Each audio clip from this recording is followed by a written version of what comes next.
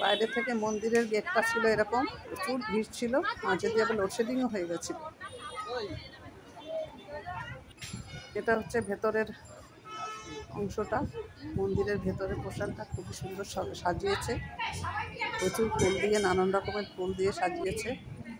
ভেতরে গিয়ে পুজো দিয়ে নিলাম তাড়াতাড়ি করে, কারণ মন্দির বন্ধ হওয়ার সময় প্রায় হয়ে এসেছিল।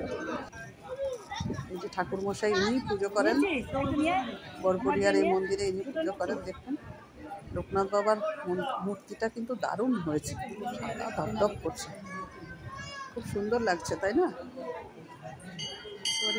দেখে যেন সত্যি প্রাণটাও জুড়িয়ে যায়।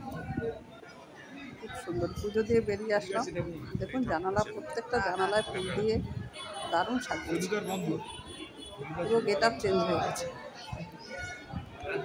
19শে জ্যৈষ্ঠ একটা আলাদা মানে পরিবেশ ছিল লোকনাথ বাবার তিরোধান দিবস উপলক্ষে। বেরিয়ে আসলাম, দেবদারু গাছের লাইন দিয়ে একদম খুব সুন্দর সজ্জিত করা হয়েছে। ইনি বোধহয় মন্দিরটি প্রতিষ্ঠা করেছিলেন। তা সবাই তো ধূপকাঠি মোমবাতি দেখিয়ে এখানেই বুঝে দেয়, আমিও একটু ধূপকাঠি দেখিয়ে নিলাম।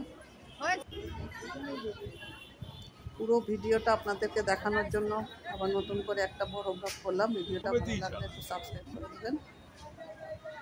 দাদার তো মোমবাতি জ্বলছেই না, লাস্টে ওটা ওখানে রেখে দিয়েই বেরিয়ে চলে আসলাম।